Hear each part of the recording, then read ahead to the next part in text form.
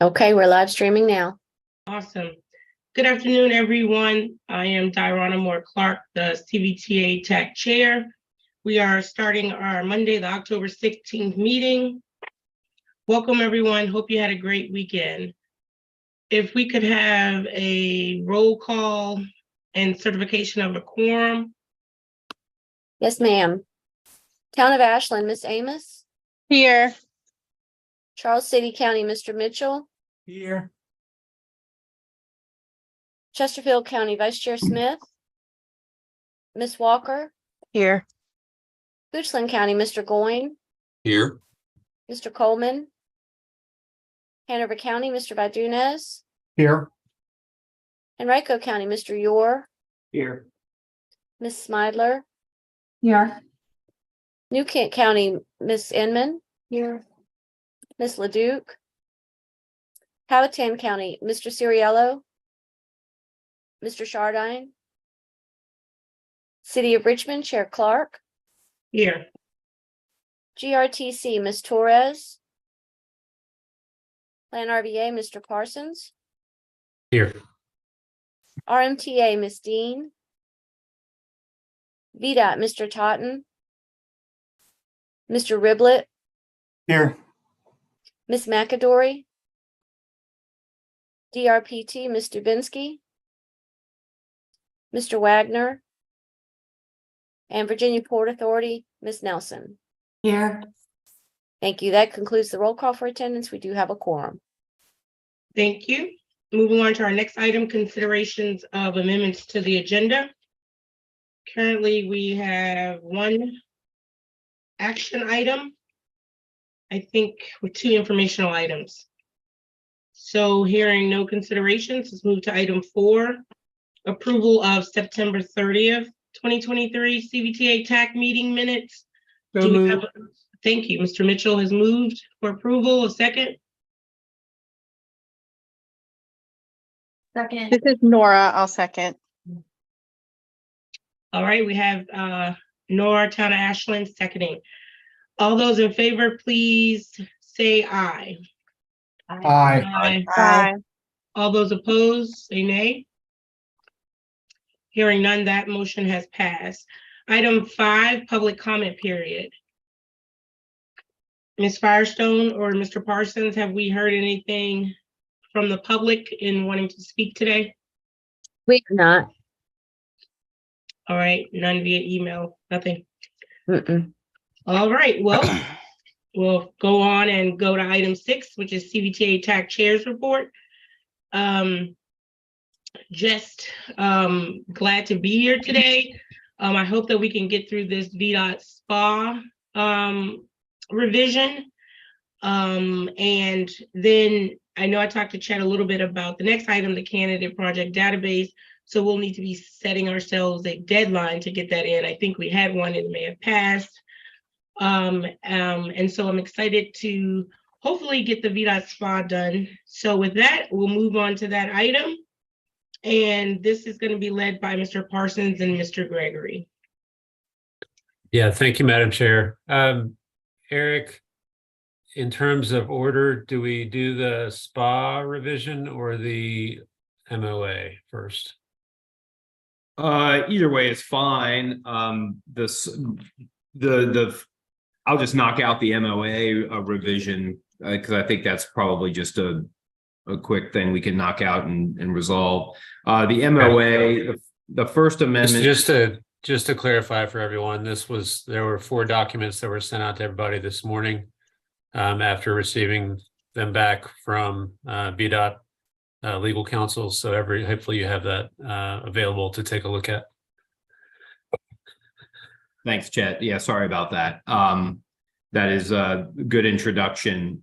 So what we're doing is, pursuant to the proposed amendment to the SPA that we've been working on, in order to properly adopt that by both entities, they would have to amend the MOA, right? Because the SPA is an exhibit to the MOA. So the document entitled First Amendment to the Memorandum of Agreement between VDOT and CVTA was attached, as Chet mentioned.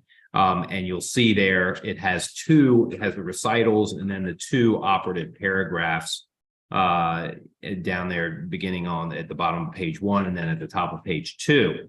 And paragraph 1 just provides for the replacement of the tentative new SPA for the old SPA, and then paragraph 2 provides for the incorporation of the new SPA as Exhibit B to the MOA. So that's what that does. So I think that's pretty simple.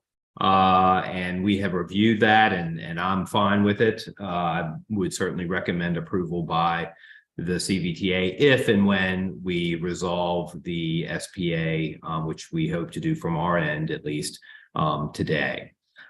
So we've been working closely with VDOT and their legal counsel on the SPA. I'll jump into that now.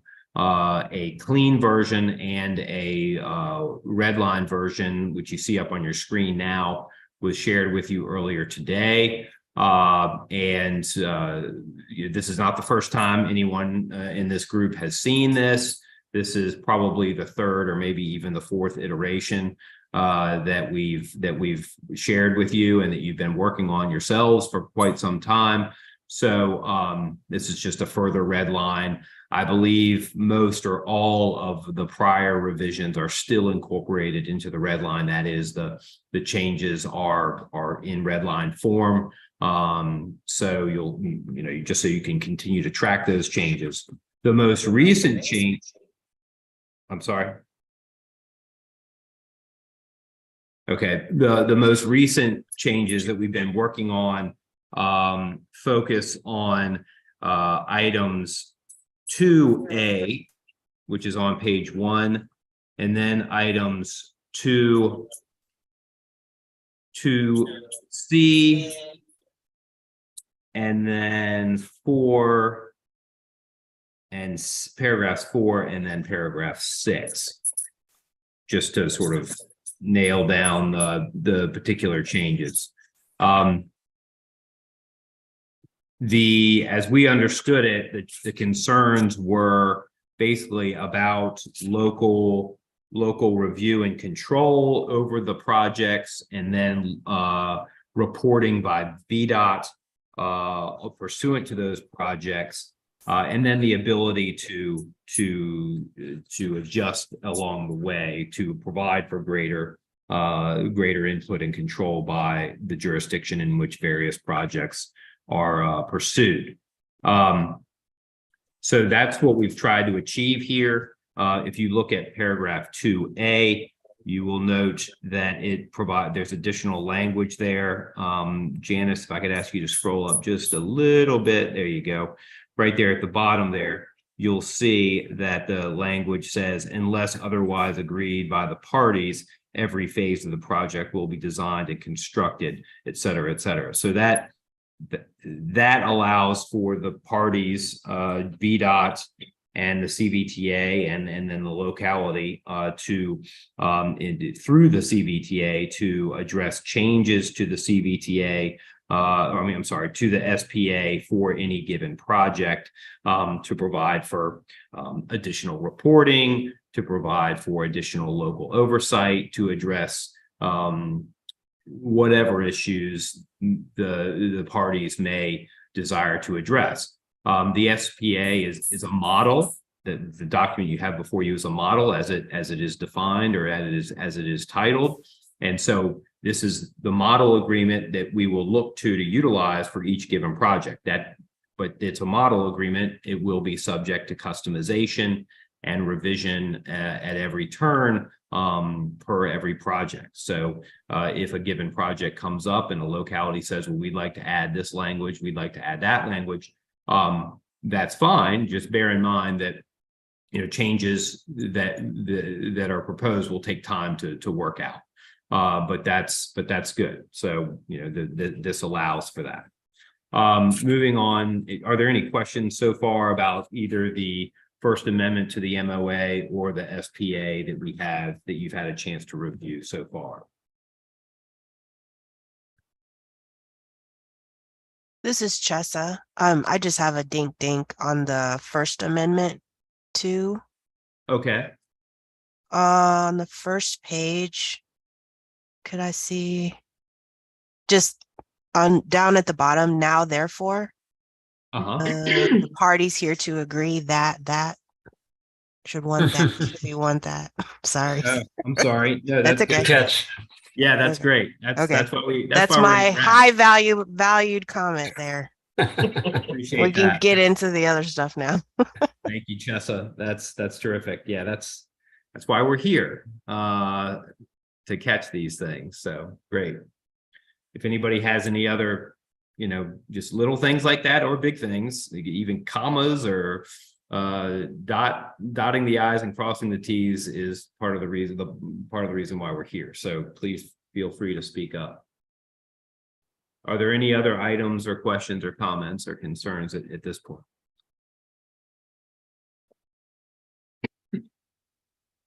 With that, without hearing any other, Madam Chair, we'll continue into the SPA if that's all right.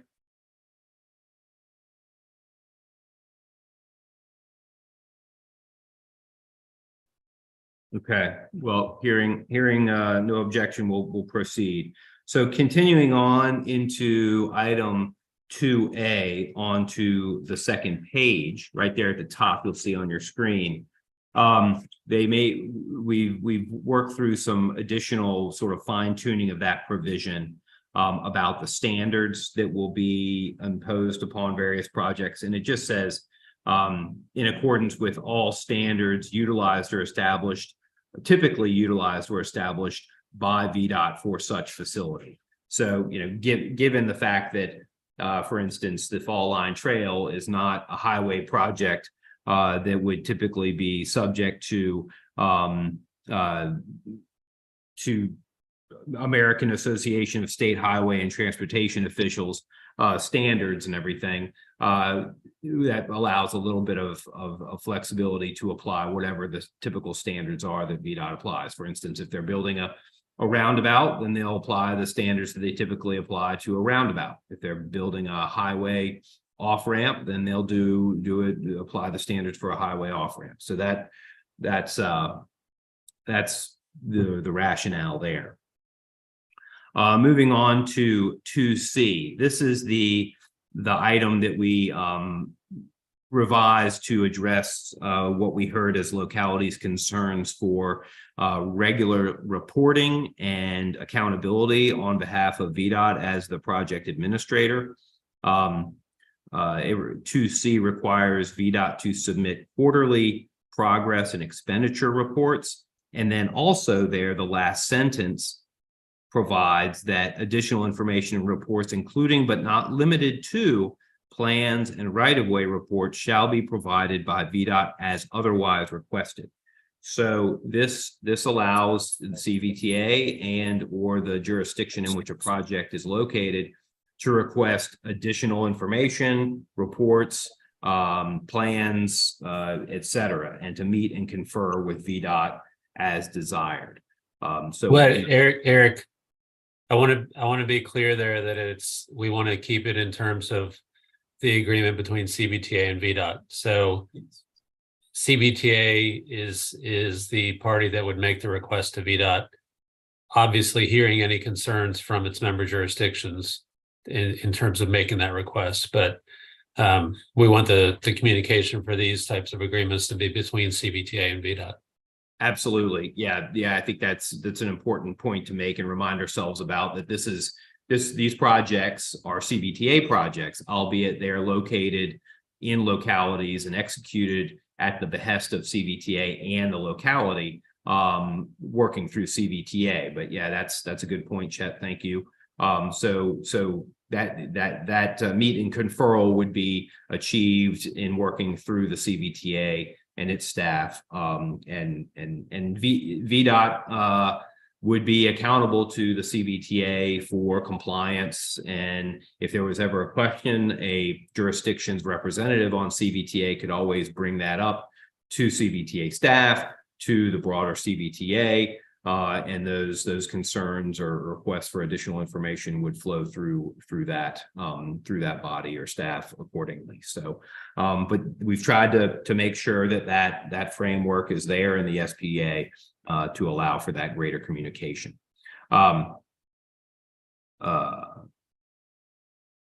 Just real quick, item 2E about the right of way. There was some fine tuning in the language to for VDOT to make sure that the final either VDOT will take control of the project right of way, or they will take measures necessary to ensure the locality having final jurisdiction over the project assumes operation and maintenance of the project. For instance, if this is a project in Chesterfield and Chesterfield's gonna be responsible for it and maintain it, then they will work with Chesterfield rather to provide for Chesterfield to take over that right of way and that maintenance and that responsibility. If it's some other jurisdiction, then likewise. A lot of these projects are going to be subject to the ongoing control and maintenance of VDOT naturally. But there is the allowance for local control if that's appropriate under the circumstances.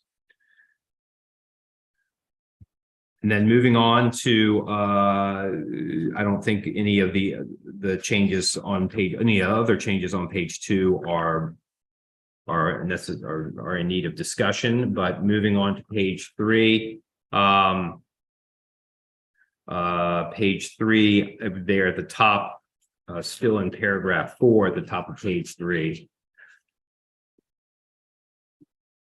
You'll note that additional changes were made to this paragraph pursuant to our ongoing discussions about the funding and how the funding is to be utilized with a preference for using state and federal funds first before expending locality or CVTA revenues, but also with the idea of expediting delivery of the project at the end of the day. So because we understand that sometimes if you're trying to spend federal money first, federal money may take a little bit longer to shake loose, and the important thing is to make sure the project moves forward in most cases. So this sets the ground rule that the idea, the principle is to use federal and state money first,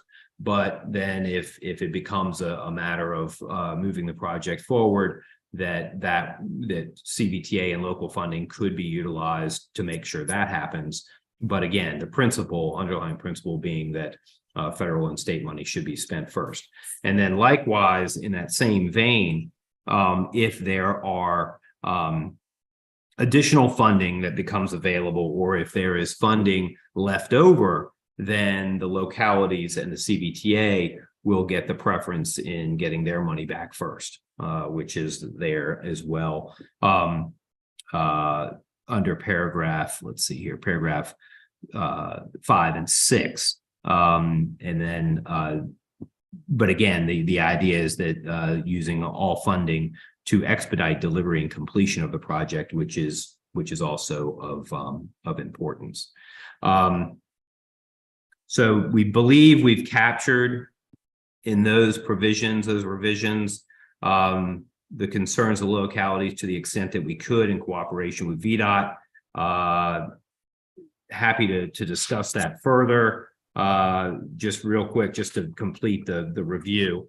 We moved paragraph 5 down to page 4 just for better consistency in the flow of the document.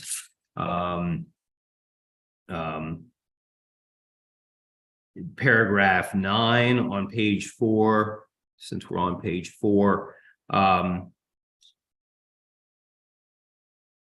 this is addressing the ongoing control of the project, and VDOT providing that they will turn over control to the jurisdiction and the plans and specifications as mutually agreed.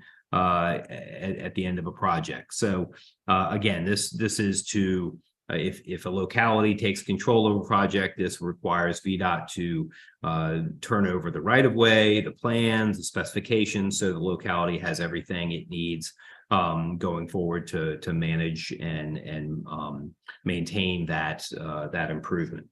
So we believe that captures what you all had expressed to us in prior discussions. Let's see. And then you'll note paragraph 12 there towards the bottom. It provides for additional information to be submitted. This is the appendices are the minimum information requirements for their intended purpose, and they per any given project, they can be modified or expanded upon, or additional information can be provided pursuant to mutual agreement on any given project. So again, this is the model SPA, but for any given project, additional information can be provided, and revisions to or customization of the SPA can be provided for to address local CVTA and local concerns via the CVTA's control of the document. Yeah, and Eric, if I can jump in, that number 12 was really developed based on the experience that we've had so far with CVTA locality agreements. For the 3 jurisdictions that have executed agreements, they all have submitted Appendix A, and then CVTA has worked individually with each locality through the reimbursement process to develop the additional information needed to be able to track and maintain current progress reporting on how everything is proceeding. So Appendix A so far has been the one thing that's been included in the fully executed agreement. And then the additional data tables we've developed as the project started to move forward. So that's kind of where number 12 is coming from. Yes, thank you very much, Jeff, for that clarification. And just to close out, number 13, paragraph 13, of course, is not new. It's just prior paragraph 5 that was moved down to that part of the agreement. I think that covers it. Mark, I might invite Mark to share any additional comments that he might have from VDOT's perspective on these revisions. And then we can, of course, open it up to questions, Madam Chair, as you see fit. Eric, I think you've done the summary well, along with Chet's comments, and certainly VDOT's comfortable with the documents that are presented today. So we're happy to answer any questions. Thank you. And I guess, Madam Chair, one point to make in terms of process before we get into questions, we are on track now, assuming there is agreement today to make an affirmative recommendation to have this on the agenda for the full authority at the end of October. And then that would line it up for consideration by the CTB before the end of the calendar year. I believe at their early December meeting, this can be put into the workshop and consideration process so that we can have a fully executed SPA by the time the year is over. Chet, if I can interrupt just for a second, it is on the CTB's workshop for tomorrow to introduce the topic, and then the action item meeting would be in December. That's correct. Thanks, Mark. Yep. Smart. And whatever, of course, is discussed here today, to the extent we can finalize these further revisions, would be reported in that workshop discussion, right, Mark? Yeah, absolutely. We'll make sure Dale is updated with any questions or updates or concerns that are noted. Absolutely. We'll make sure he has that for tomorrow. Thank you.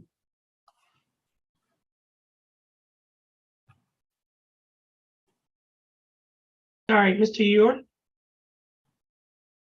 Thank you, Madam Chair. Question for Eric. The sections that I think is paragraphs 4, 5, and 6 that were referencing the sequence of use of funds, CVTA versus state, federal. Has that been modified again since the last meeting that we talked about that? Did VDOT have additional comments? And if so, has everybody had a chance to review, including Chesterfield? Addition, to answer, is that all, Todd? Yes. Okay, all additional revisions are as set forth in the document on screen right now. That is the latest version that we worked with you all on, and then also worked with VDOT on. The comments on the right are a little light, but I think they're legible. So you can see that, but I think some of those comments were from Ms. Inman, and then but I think we've tried to address those through these latest round of revisions. So I believe the answer is yes, additional changes were made, and yes, they are in this version. And we made those changes to address concerns that we heard from this group the last time we got together. Yeah.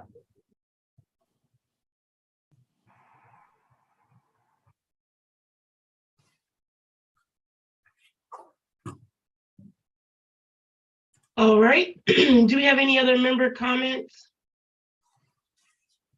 I just have a quick question. Amy? Oh, yeah, thank you, Madam Chair. So I guess my question, fundamentally, I think, this reflects what sort of we've talked about and agreed, but I guess the question that I have, Eric, is you've mentioned a couple of times that the agreement going forward can be modified to reflect individual projects and localities concerns. What do you, and I guess, what do you mean by that? Well, what we heard from the TAC, from you all, was that our perspective is that every project is going to be a little different, and localities might have different concerns, and the CVTA and VDOT might have different concerns about different projects. So this again is the model agreement. So this will be the baseline. So every time we have a project, for instance, as an example, we'll take this off the shelf and we'll say, okay, this is the agreement. We'll fill in the blanks for the various project and the funding, et cetera. But then if New Kent County, for instance, says, well, this is a railroad crossing, so we have to make, for instance, and we have to make sure that our local traffic flow is addressed, or that CSX needs to, we need to address X, Y, and Z with CSX, or so different. You can make modifications to the model agreement to suit any given particular project. So that's what that's what we're saying here. Okay, so it's intended then, I guess, as different projects come up, it can be modified to reflect those individual projects and concerns, but it wholesale wouldn't. I mean, you'll have to take it, each project will have to go back to CVTA for approval, obviously, but will that also, and then I guess also with CTB would have to approve each individual project going forward. So right now, fundamentally, we're saying the 10 projects that the CVTA board approved, I think it was 10, this agreement is going to apply to all 10. Going forward, if we have new projects, this can be modified to reflect the unique characteristics and I guess concerns by each project and locality. And that agreement in and of itself will then go back to both CVTA and to CTV. Well, I think what we're trying to achieve, I think the answer to your question, the short answer is yes. Okay. The longer explanation is that what we're trying to do is get a template that is streamlined, and that the process for approval will be streamlined so that projects can move quickly, as quickly as possible, given the framework we're working with, right? So it's my understanding that VDOT, in working with the CTB, is hoping to, and Mark, jump in here when I'm done, is hoping to get a sort of a, for lack of a better word, a blanket approval. So once this SPA goes before CTB will say, yes, this is good. And VDOT commissioner, you have our authorization to approve future SPAs as long as they are consistent with this SPA. So not in the future, not every SPA will need to go to the CTB because that's a cumbersome process. Oh, right? yeah, that's kind of what I was wondering is, I mean, how would that work if you have multiple projects going forward with needing to go back to CTV? Well, that's just it. So if and that's why we want to get this as locked down as possible, right? So your run-of-the-mill project, your an intersection or a lane widening or an improvement to the fall line trail. If there's a SPA that needs to be executed, we take this off the shelf, we fill in the blanks, we run it through VDOT and CVTA. CVTA approves it, and then VDOT, and then assuming CTB grants this authority, VDOT commissioner would look at it, get advised by his staff, he would execute it, project moves forward, right? Now, if you take this off the shelf and locality says, well, we'd like to amend the model agreement for this project to address to address the railroad crossing issues that I mentioned earlier, or we want greater reporting on this because we have concerns, or whatever the modifications are. If those modifications are reasonable and VDOT legal counsel thinks they're not substantive enough or they're not changing the fundamental nature of the agreement to the extent that that it's going to expose VDOT in some way or CTB in some way, then they may advise the commissioner, yeah, these changes are fairly minor. We can agree to that pursuant to the authority granted by the CTB, so the commissioner can sign it. But if I mean, and this is going to be up to VDOT staff and VDOT legal counsel, but so I don't want to speak for them, but I believe that they might say, well, depending on the nature of the changes, it may have to go all the way up to the CTB if the commissioner doesn't have wide enough latitude or wide enough authority to approve the amended version, right? So you have to bear that in mind. If the idea is you want to move the project forward expeditiously, and it might require CTB approval, that might take 2 or 3 more months to get approval. That's a concern. I mean, that's an issue that has to be thought about and resolved. But yes, I mean, if the agreement, if the changes, the modifications, or the customization of the agreement is fairly minor and not hugely substantive, then I believe it probably could move forward at the same pace. But if it's bigger changes, then that might affect that process. But Mark, I'll defer to you if it's okay with Madam Chair. Yeah, Eric, 100%. That is absolutely the goal that we have moving forward. We're certainly looking to ask for the CTB's concurrence in authorizing the commissioner to act on their behalf. You summarized it exactly correctly. If for whatever reason the commissioner was not comfortable and felt like it was more appropriate to take an agreement back to the CTB, that is always his prerogative, obviously. But the intent is to try and make it as efficient and as quick as possible. Thank you, Mark. Thank you. Yep.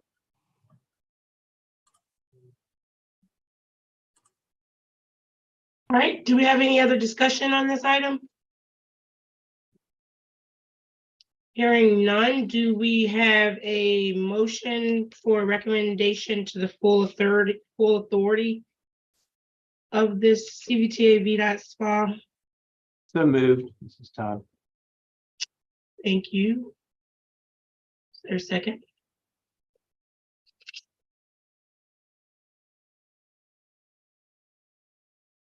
I'll second. Thanks, Amy. Madam Chair, Yes, Mr. Parsons. just clarification. So the action requested that was printed in the agenda also includes the transfer of project information from the 10 projects that were approved on September 29th. Just wanted to clarify that Mr. Yur's motion included that. It does now, Chad. Thank you, sir. Yep, so we are voting on a motion to recommend approval of the revised CVTA VDOT SPA and transfer of project information approved by CVTA at the September 29th, 2023 meeting to the new format. And Madam Chair, Yes, sir. so two quick comments. So this would be to approve the model SPA pursuant to the amendments before the body today or with those amendments, and also the MOA as revised. And then that's item number one. And then I think that's clear, but I just want to make sure. And then item number two is as long as Ms. Inman is okay with those modifications that Chet mentioned and that I'm just mentioning now to Mr. Yur's motion, that I think we'll be good to go. Ms. Inman, do you agree to those Yes. additions? All right, so is everyone clear on what we're voting on? If not, we can clarify further. Awesome, Ms. Firestone, can you do a roll call vote? Yes, ma'am. Miss Amos, Aye. Mr. Mitchell, Aye. Miss Walker, Aye. Mr. Goin, He had some power issues, so he was going to join back when he was able. okay, Mr. Valdez, Aye. Mr. Yor, Aye. Miss Inman, Aye. and Chair Clark. Aye. That motion carries. Thank you, Chet and Eric, for getting this over the finish line. Let's see. Our next item is item 8, candidate project database.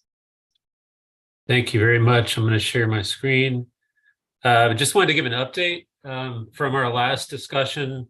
We shared at that point, like the preliminary results of putting together the spend down plan components, and based on the feedback that was received, the biggest change that I did was distribute the VDOT administered projects geographically.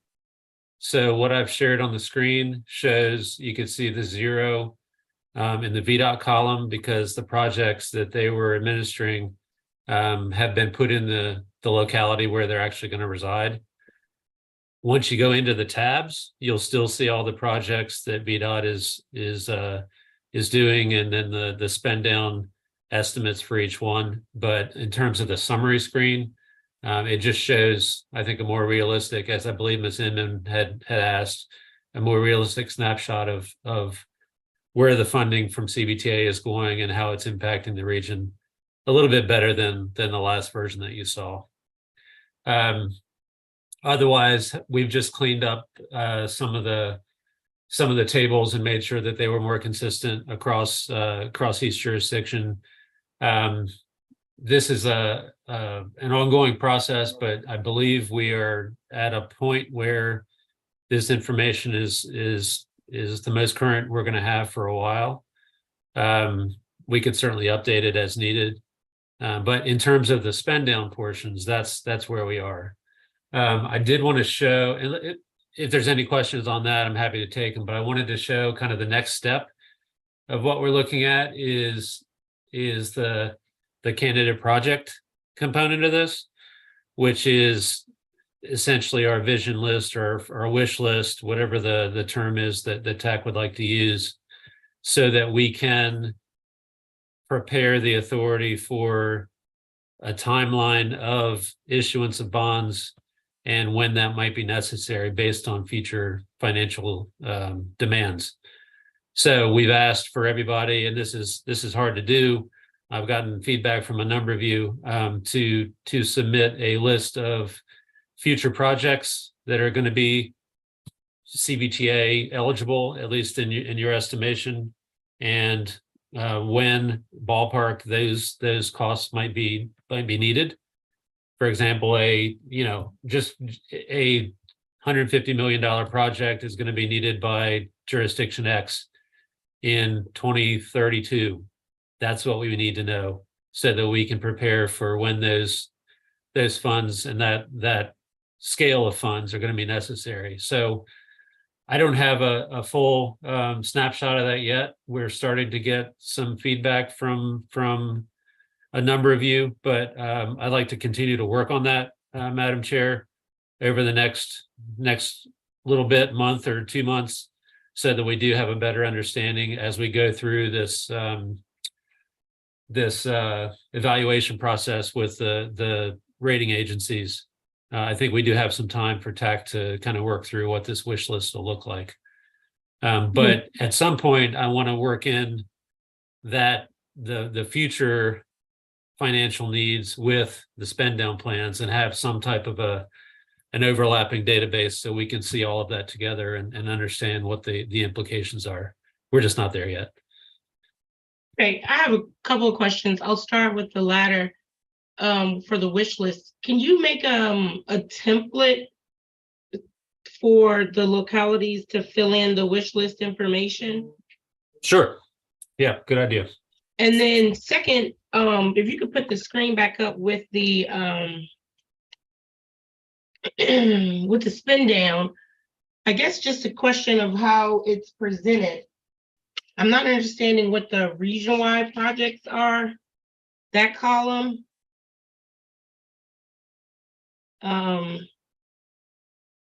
What are those? Region-wide, let me see if I have all this in here. Yeah, okay.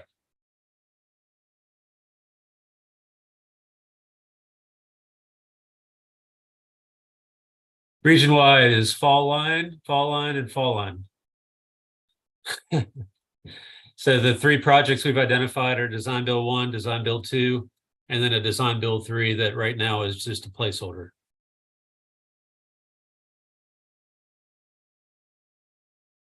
Okay, I don't know how we come up with region wide. Those are the ones Because that- it's design build 1 is Ashland, Hanover, Henrico. Design build 2 is 4 jurisdictions. So those are that's the reason why I was there. I mean, this can be changed, but that's what we started with. okay. And then just a kind of a similar scale, we had, yeah, this was Powhatan / Goochland because it was 288, the 2 different 288 projects that were crossing jurisdictional boundaries. Okay.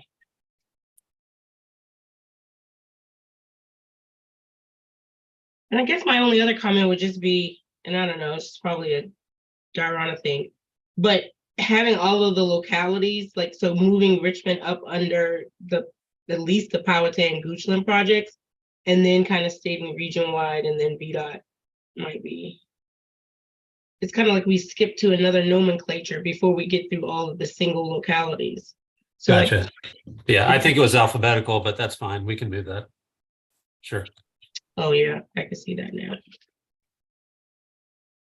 All right, this was an information item. Does anyone have any comments on that? I see Todd. Mr. Ewer? Thank you, Madam Chair. So, I guess this is a question to see how this effort overlaps with the request for sort of the vision list of projects. Because I guess those, depending on when those funds are needed for the various projects, that influences, when the bond and how much money and all those other things. And part B of that question is to Dorana's point about the region-wide projects, and you don't have a number in there for fall line design build 3, which I assume we collectively want to get done before far out years. So that needs to be captured somewhere in that void between the spend down plan and the vision list, and who can provide that number, so a planning level number, so we can program that into all this. I know that's kind of overlapping questions, but you see where I'm going with this, Jeff. Yes.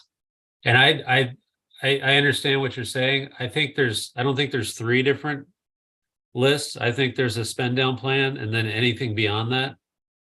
Maybe vision list is not the right term, but anything that we haven't captured in up through this round 3 of applications, I think is something we need to, that's what we're trying to understand, is what the scale of those additional costs are going to be, so we can more readily consider what the bond issue might need to be and when, and the timing and everything.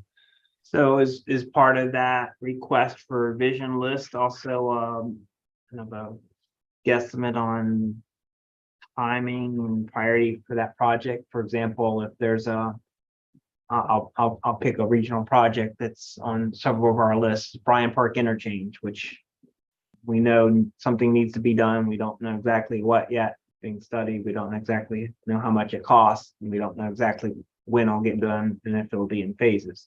So that may be an out year. But going back to Fall Line Design Build 3, maybe that's a little bit more quantifiable in terms of cost. And additionally, we know we want to get that done as an important component of completing Fall Line. So that probably needs to be factored into this time frame, whereas maybe a Bryant Park Interchange doesn't, or maybe just the beginning of that does. Yes, agreed. And I think that's I will work on that in this template that the chair's asked to put together.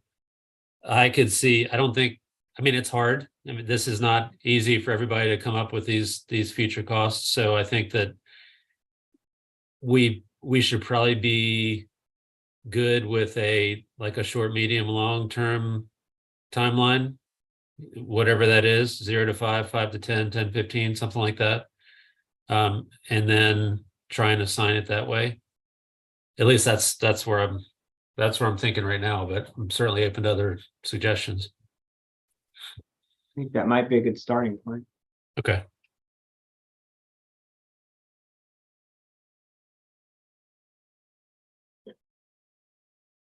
And then I had just one last question, Chet. I was thinking about it. So being that there's no funding on the DB3, I guess does it need to be on there, or is it? I see you have the note to be proposed to be transferred, but then it becomes like a regular unfunded piece of Fall Line Trail, right?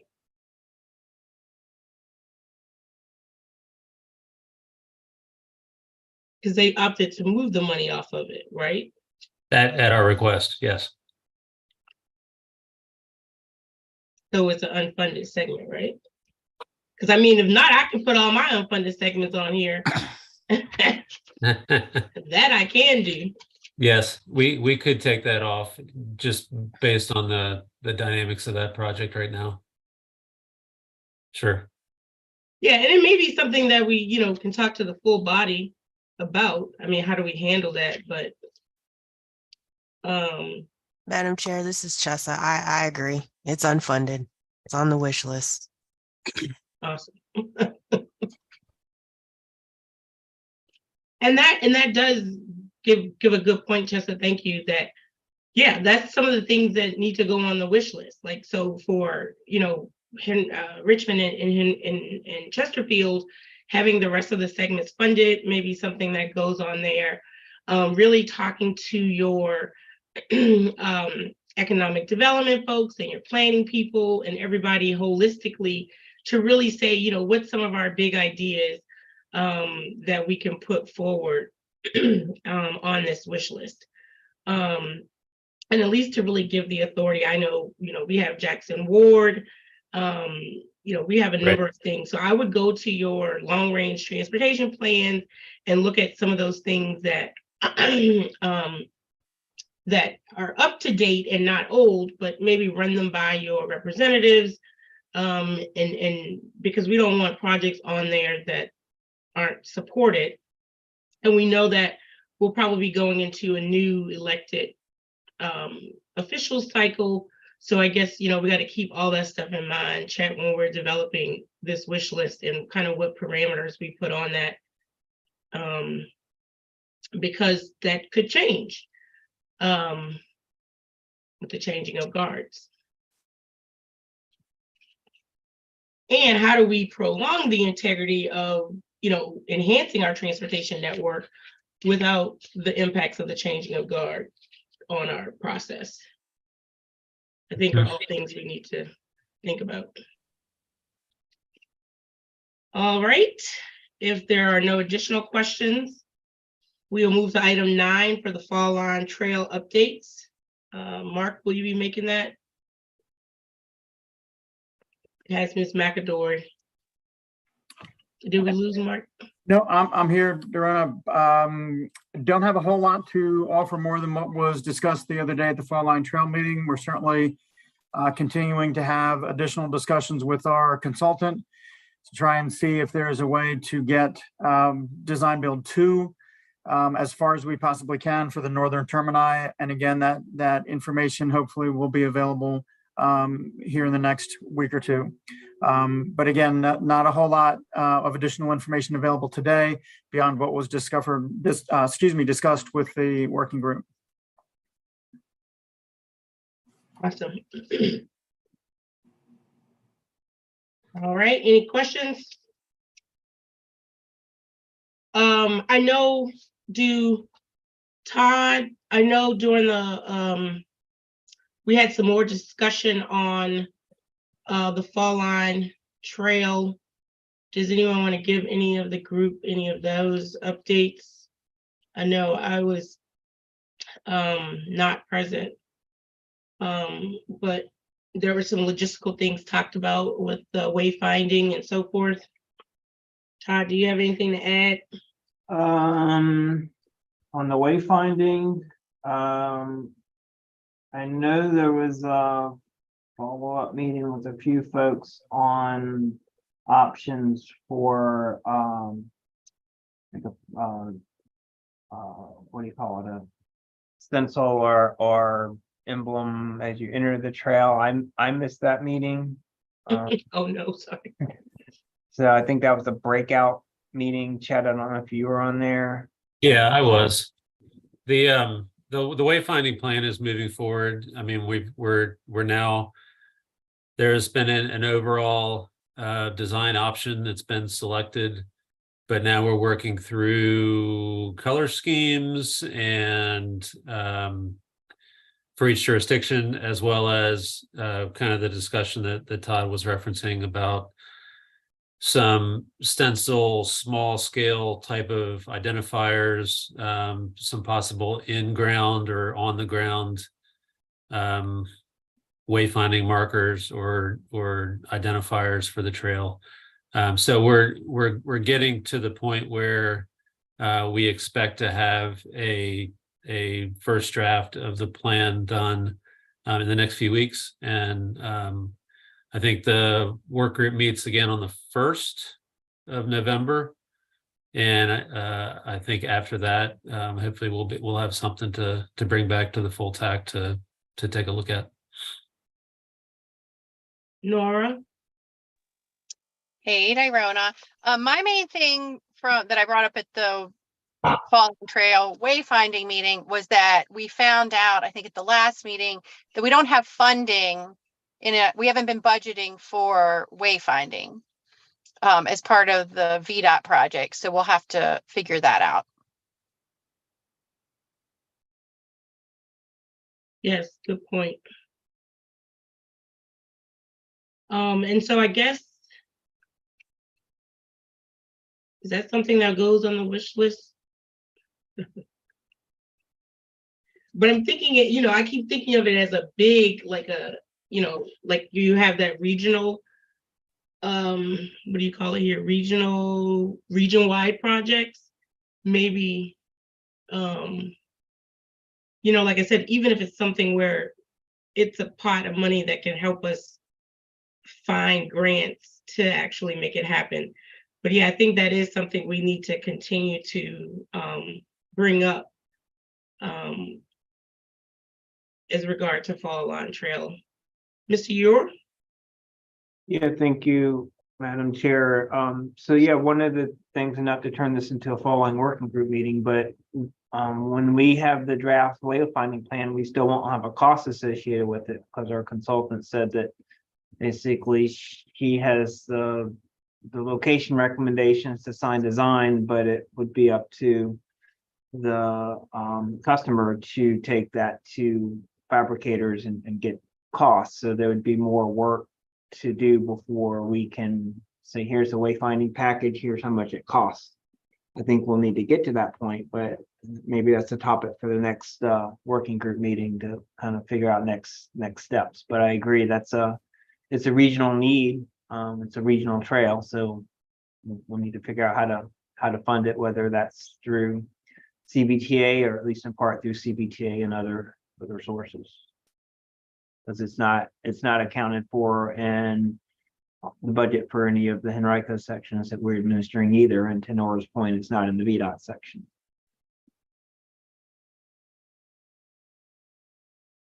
Okay, so that's just a little dilemma we're trying to fix in the Fall Line Working Group meeting in regard to trail implementation. Hearing and seeing no other hands, we'll move to item 10, CVTA Regional Project Cycle Update. Mr. Parsons. Yeah, thanks. I'm just going to share my screen real quick. So there was been some questions about how much money was actually available.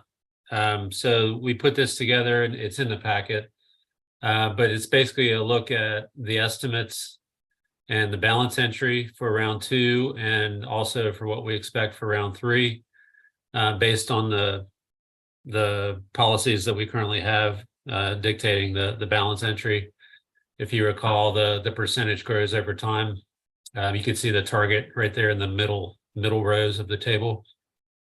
So it basically shows kind of what the available funds are for each fiscal year through 30.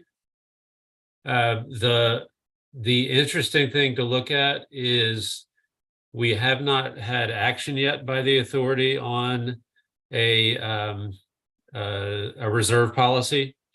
That's going to come up in the next few months, I'm sure, but that was tabled when we last started talking about it as part of the discussion of the financial policies for the CVTA.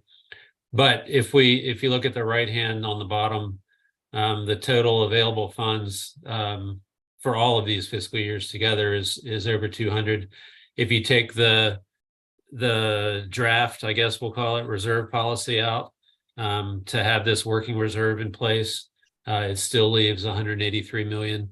So we're in good shape. I mean, we've got funding available, but my guess is that's not enough to cover all the needs that are going to come up in this wish list that we've been talking about. So, but this is a reference. If we were going to think about PAYGO, that's something to think about. I think it's a good start, but it's not going to meet all the needs of the region. But this is hopefully this is helpful for you all as you think about budgeting and coming up with your wish list projects. This is where we are now. We're going to have a new estimate from VDOT in December, hopefully, and we can be able to add to this and refine it more as we look to next year. The other thing that was on that item was screening and scoring. So as of today, about 2 hours ago, I finished up checking in with each of you on clarifying some questions and direction for the round 3 applications. So at this point, we are, I think we're awaiting a little bit more information from some of you. But you know who you are. And we are going to be able to start scoring, modeling, and after screening in the projects for consideration. I am concurrently working with our third-party consultant. Once we have everything ready to go, we'll be able to distribute the application materials to them so they can get to work on validating everything. So if you think back to the poster that I shared probably last month, that had all the steps in the round 3 cycle, we're still on track. We haven't missed anything. So that should still be a good reference in terms of where we are at any one time. Madam Chair, that's the update. I'd be happy to take any questions or we can move on. Madam Chair, I have a question. I lost the raise your hand. Actually, I don't know where it went. Yes, Amy, go ahead. So Chet, you haven't contacted me.